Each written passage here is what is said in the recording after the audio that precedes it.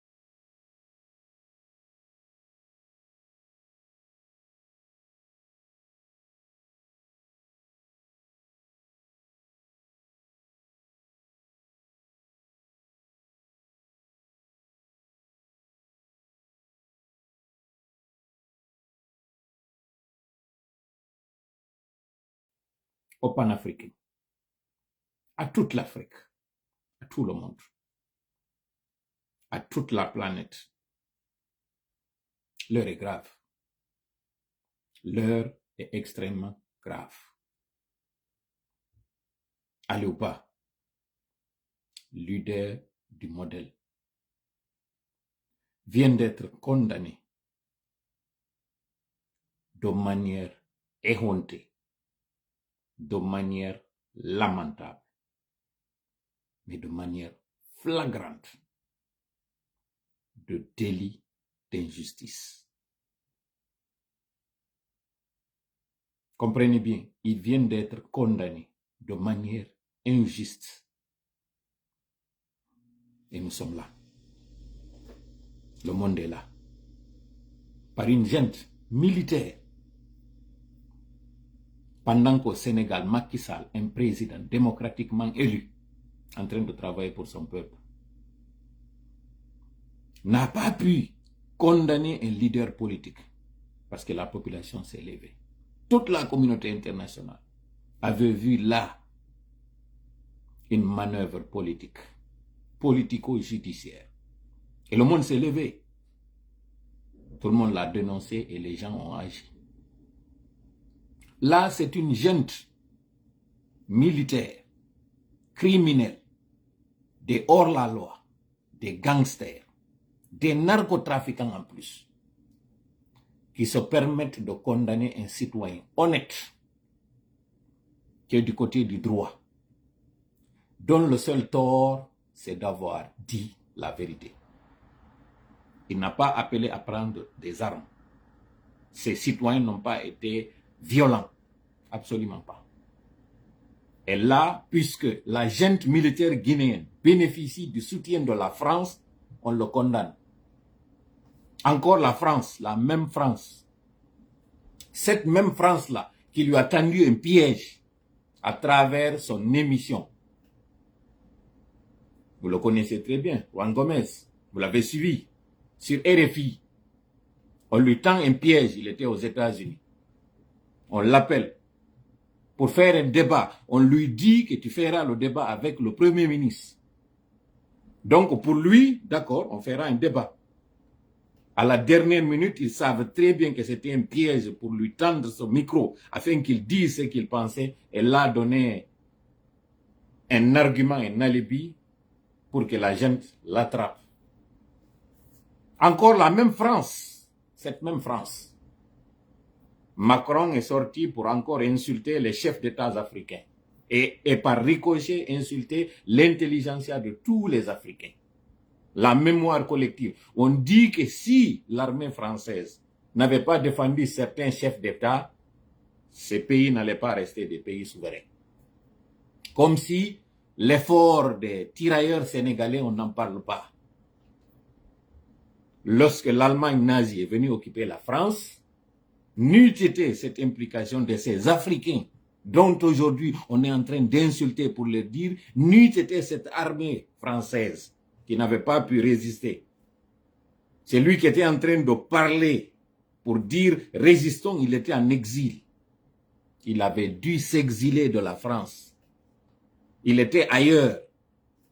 Il a fallu que les Africains aillent là-bas se battre du côté des autres Européens.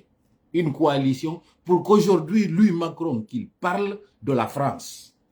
À plus forte raison, ou à fortiori, parler de l'armée française. Cette armée-là qui avait capitulé, qui avait dû faire un repli stratégique. Lui, Macron, aujourd'hui, il se permet parce qu'il est émotif, il dit, n'eût été son armée. En réalité, ce qu'il a voulu nous dire, il s'adressait à ces chefs d'État qui savent effectivement qu'ils ont leur salut à travers lui. Mais quel genre de chef d'État? Il s'adressait à qui? Il s'adressait aux laquais, aux valets, aux nègres de maison. Ceux-là qu'ils ont mis au pouvoir parce que ceux-là se reprochent de quelque chose. Ceux-là, justement, ces dictateurs qu'ils ont soutenus pour qu'ils soient au pouvoir, ils s'adressent à ceux-là. Jamais cette armée française n'a été du bon côté de l'histoire. C'est-à-dire soutenir des chefs d'État vertueux pour que ces chefs d'État, justement, fassent des actions vertueuses sur leur population. Il a dit la vérité. Il nous a dit la vérité. Ces chefs d'État à qui il s'adresse, il sait le deal qu'ils ont avec ces chefs d'État.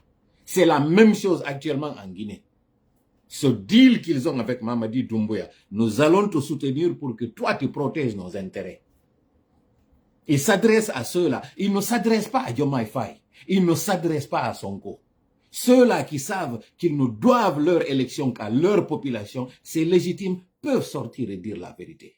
Mais ceux-là qui savent qu'ils ont été portés au perchoir grâce justement à cette nébuleuse de l'armée française, ils ne peuvent pas broncher un mot. Si toutefois ils doivent réagir, ils l'appelleront pour lui dire, ne nous faites pas honte. Ne dis pas ce que nous avons fait en dessous. Ne nous complique pas la tâche. Parle doucement. Ne nous compromets pas. Ceux-là qui savent qu'ils ont des choses à se reprocher, ils ne pourront pas réagir. Les autorités françaises ont déjà réagi. Elles n'ont même pas attendu. Elles ont réagi parce qu'elles savent qu'elles ont la légitimité du peuple sénégalais. Cette population courageuse qui sait que c'est elle qui doit élire ces populations, comme les autres pays du monde. La France, les États-Unis, le Canada, partout où la justice fonctionne, les citoyens choisissent leurs élus. Ils choisissent leurs leaders. Ce n'est pas une nébuleuse quelque part qui décide pour eux. Non. Cette France, encore une fois, a tendu un piège à Aliouba et à la population guinéenne pour que cette gente mafieuse qui leur a promis à ce que eux ils soient leurs hôtes, à ce que la Guinée soit leur refuge, a encore condamné la seule voie qui restait à la Guinée, après avoir mis en exil les autres voies. Et nous sommes là en train d'observer. Nous sommes là en train de faire des posts. Aucun média n'en parle depuis son arrestation. Cette justice à deux vitesses. Il y a des procès de personnes comme les Kassori qui sont arrêtés depuis 3 ans, plus de 3 ans. Jusqu'à maintenant, on n'a même pas fait de procès.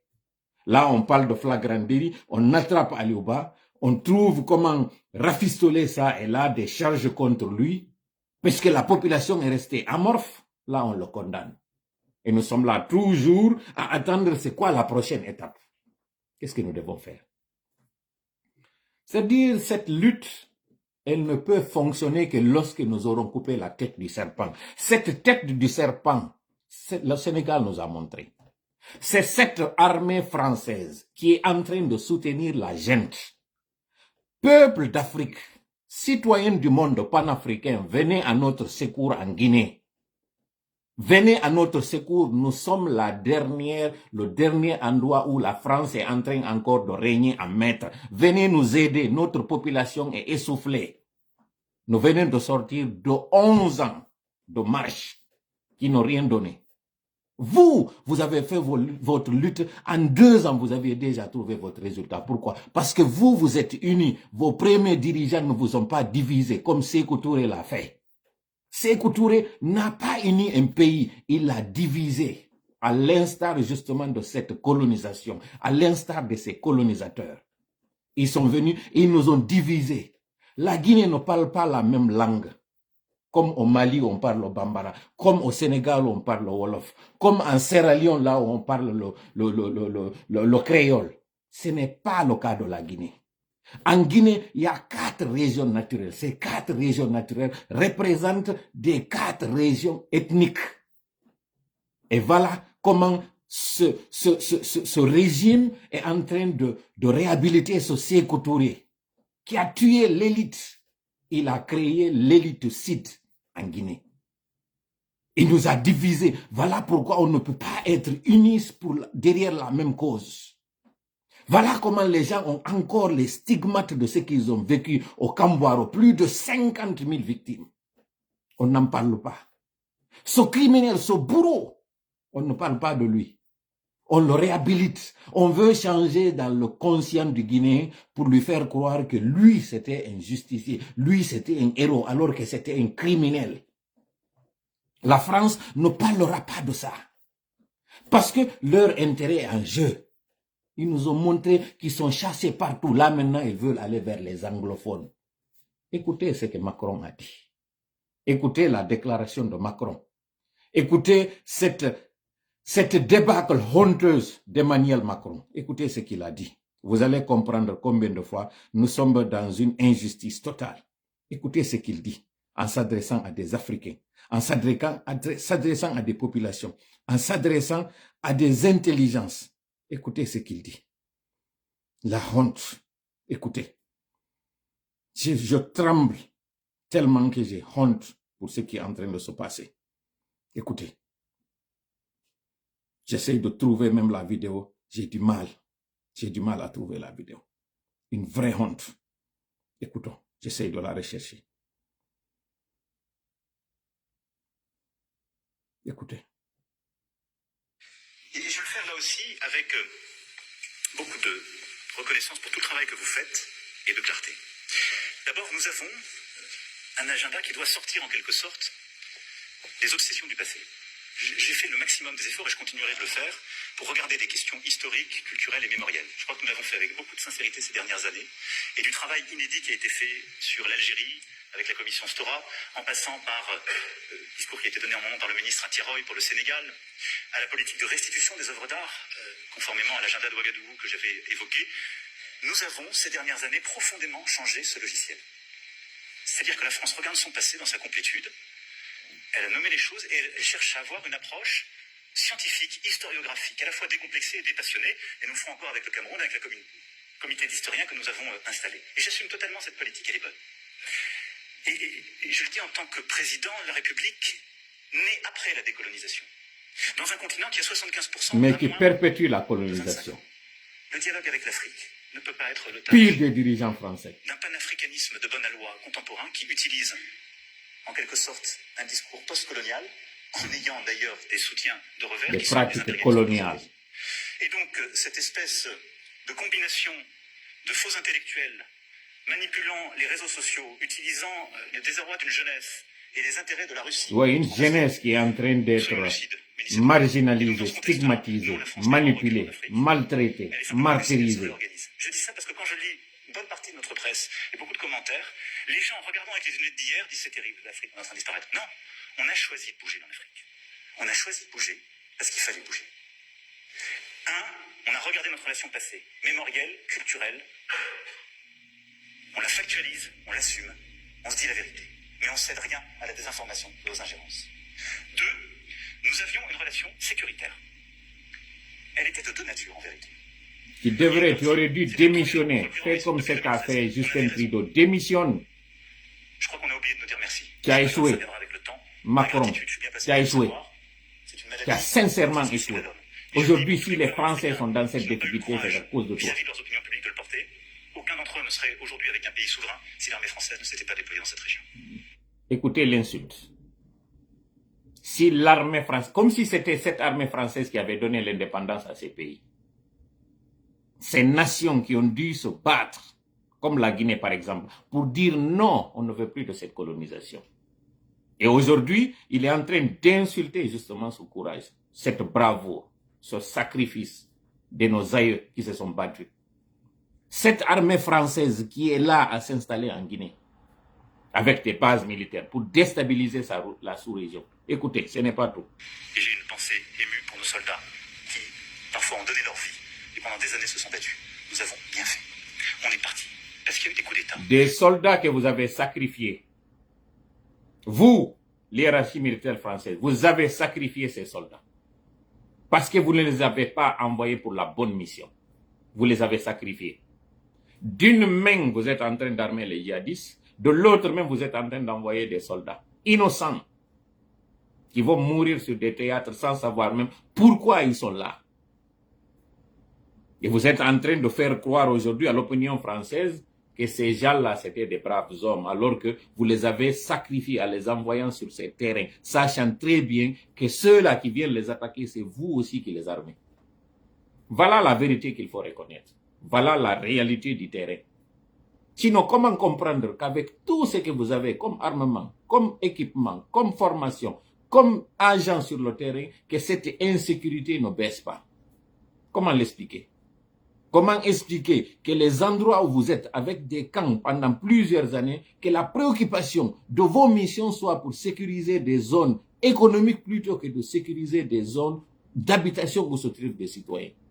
Comment comprendre que là où vous venez pour sécuriser, c'est là où le tribalisme bat son plein?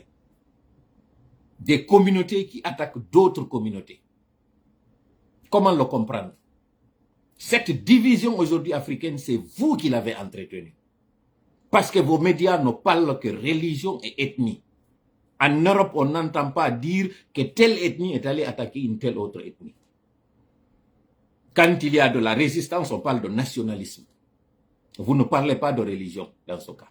Alors que vous savez tous que vos armoiries sont toutes des armoiries religieuses.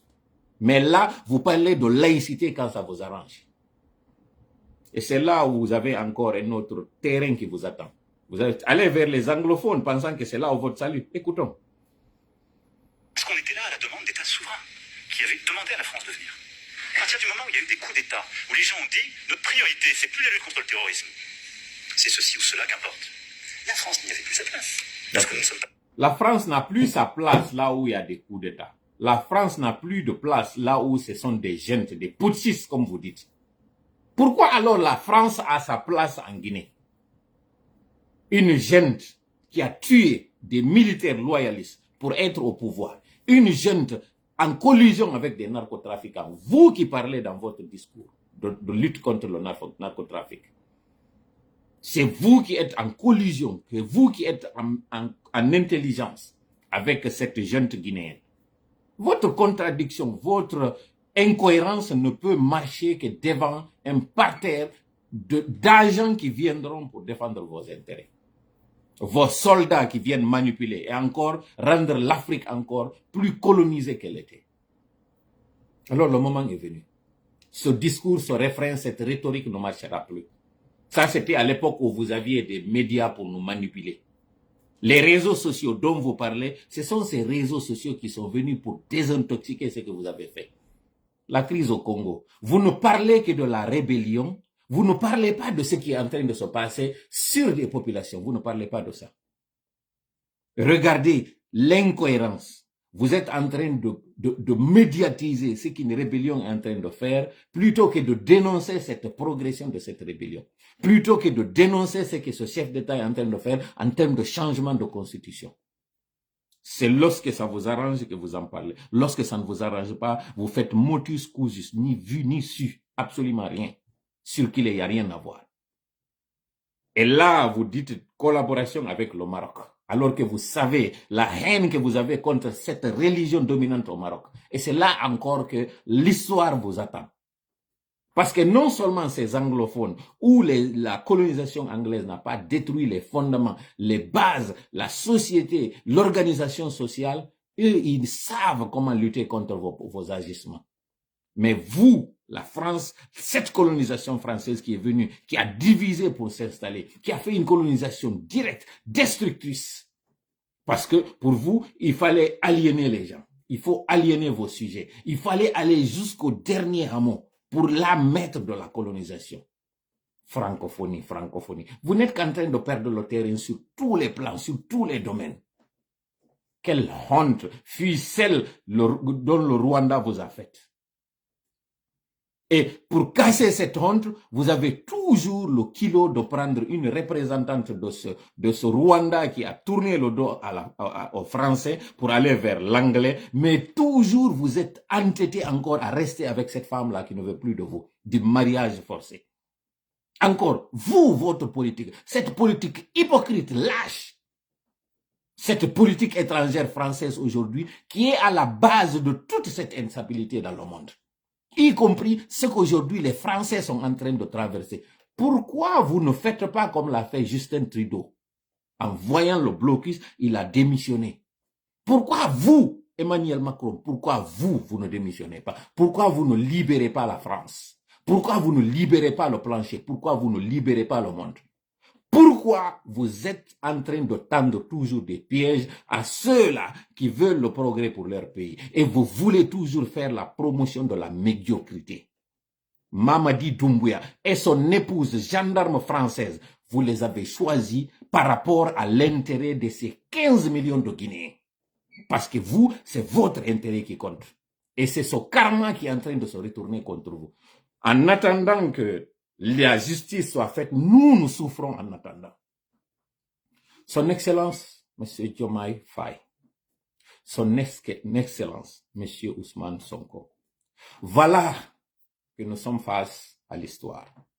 Voilà que nous sommes à un tournant décisif de l'histoire de l'Afrique. Ce que vous avez subi est en train de se répéter en Guinée. Vous avez été la cible d'une justice téléguidée.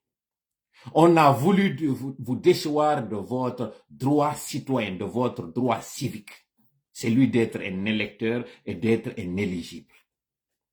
Vos citoyens, vos militants du PASTEF se sont levés pour empêcher à ce que cela arrive. Et votre intelligence encore vous a guidé pour choisir un dauphin qui a été lui aussi à la hauteur. Je m'adresse là au président, son Excellence, M. Diomaye Faye, qui est aujourd'hui en train d'être ce porte-flambeau de toute cette jeunesse africaine. Léopold Sédar Senghor, cette bravoure africaine, celui-là qui a été le pont entre l'Europe et l'Afrique, la France et le Sénégal, l'ancien colonisateur et l'ancien colonisé.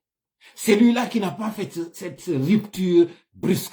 Celui-là qui a compris qu'il faut garder les bases africaines tout en étant ouvert aux civilisations occidentales. C'est ce que vous êtes en train de faire aujourd'hui. C'est ce que vous êtes en train de perpétuer. Ce sacrifice qu'a fait ce peuple sénégalais qui a demandé cette indépendance et qui l'a obtenue, c'est ce que vous êtes en train de faire. Malheureusement, ce peuple sénégalais, cette nation forte, ce dirigeant éclairé, qui était Léopold Sédar Senghor, était considéré comme un ennemi de Sékou Touré. Parce que Sékou Touré n'a pas aimé cela. Parce que Sékou Touré, lui, il voulait faire l'exact contraire de ce que ce peuple sénégalais a fait. Et c'est cet arbre qui a été planté par Sékou Touré, c'est cet arbre aujourd'hui que le CNRD est en train d'entretenir. Il est en train de l'expandre. Il est en train de l'élargir. Nous vous appelons à l'aide. C'est honteux, mais c'est la situation actuelle dans laquelle nous sommes. Vous êtes le mieux placé pour savoir combien de fois c'est dur d'être en prison, combien de fois c'est dur d'être en exil. Vous avez dû aller vous exiler. Parce que n'ayant pas pas autre solution que cela. Nous, malheureusement, nous n'avons pas cette armée républicaine qui décide, si elle ne doit pas agir dans le bon sens, elle n'agira pas alors dans le mauvais sens. En Guinée, nous n'avons pas une armée, nous avons une milice. Nous n'avons pas une armée républicaine, nous avons des soldatesques qui veulent perpétuer un régime. Malheureusement, pas le meilleur des régimes, le pire des régimes. Vous connaissez ce que c'est que d'être injustement condamné. Parce qu'on veut vous déchoir de quelque chose. Parce qu'on veut vous empêcher d'atteindre un objectif. C'est ce que Aliouba est en train de subir en ce moment. 2 ans de condamnation ferme. Vous imaginez? Après plus de 3 ans de transition. C'est-à-dire que là, adieu à ce pouvoir. Donc, c'est tout le peuple de Guinée qui va être éteint. C'est tout un principe qui sera foulé au sol. C'est tout un rêve qui sera anéanti. Parce que justement, une armée a décidé d'opprimer son peuple.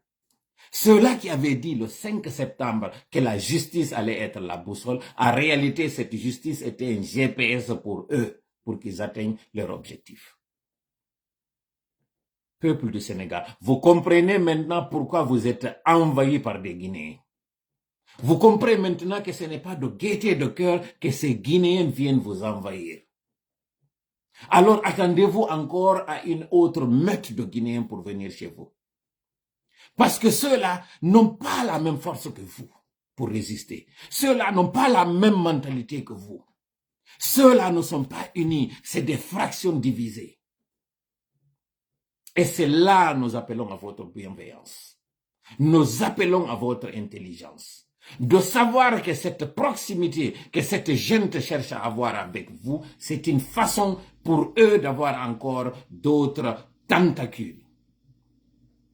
Peuple du Sénégal, panafricain du Sénégal, peuple du Mali, peuple de l'AES. Encore une fois, vous venez de voir combien de fois ce que nous sommes en train de dire sur la France se concrétise en Guinée. Cette base militaire, cette junte militaire, qui est en réalité l'autre face de l'armée française en Afrique, mais cette fois-ci, une armée représentée par des Africains pour ne pas qu'on sache un véritable camouflage, un camouflage en réalité. Partagez cette vidéo afin qu'elle atteigne tous les panafricains du monde. Ce discours d'Emmanuel Macron n'est que justement la pointe de l'iceberg. Ces ambassadeurs ont reçu des consignes.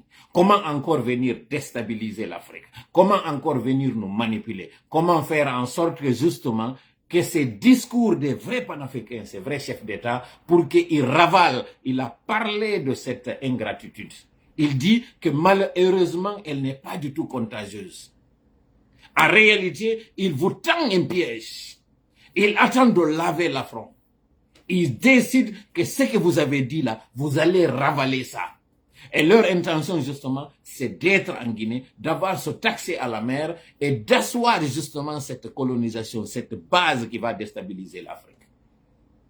Ce projet Simandou dont vous entendez parler, c'est ce projet qui va enrichir justement cette pénétration coloniale de nouveau. Avoir les ressources du sous-sol, afin d'enrichir les industries occidentales, justement ces intérêts français que vous avez attaqués pour qu'elles comprennent. N'eût été votre éveil, n'eût été votre engagement, vous n'en seriez pas là. Vous auriez été comme nous aujourd'hui, Guinéens, condamnés encore à nouveau à subir la colonisation. La Guinée est colonisée. Son chef d'État s'appelle Lauriane Doumbouya. C'est une gendarme française qui reçoit ses instructions à partir de l'hiérarchie militaire française. Peuple d'Afrique, réveillez-vous, venez à notre secours pour qu'on mène le combat ensemble.